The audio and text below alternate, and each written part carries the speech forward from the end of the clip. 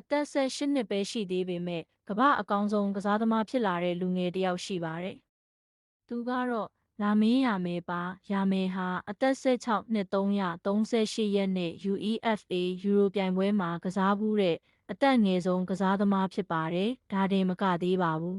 ။ယူရို2024မှာပြင်သစ်ကိုသွင်းခဲ့တဲ့ဂိုးကြောင့်ယူရိုသမိုင်းရဲ့အသက်ငယ်ဆုံးဂိုးသွင်းသူဖြစ်လာခဲ့ပါတယ်။ယူရို2024ကိုစပိန်နဲ့အတူဗိုလ်စွဲခဲ့ပြီးပြိုင်ပွဲရဲ့အကောင်းဆုံးလူငယ်ကစားသမားဆုကိုလည်းရရှိခဲ့ပါတယ်။2026ကမ္ဘာဖလားမှာတော့စပိန်အသင်းရဲ့အဓိကလက်နက်အဖြစ်သတ်မှတ်ခံထားရပြီးဘောလုံးကဘာရဲ့အနာဂတ်သူရဲကောင်းတစ်ယောက်အဖြစ်အိုင်ကွန်တစ်ရက်အဖြစ်အကြီးကြီးမျှော်လင့်နေကြပါတယ်။မက်ဆီနဲ့ရော်နယ်ဒိုတို့ရဲ့ခေတ်အလွန်မြက်ခင်းစိမ်းတွေရဲ့ဘရင်ဖြစ်လာမဲ့သူကလာမင်းရမယ်လားကောမန့်မှာပြောခဲ့ပါ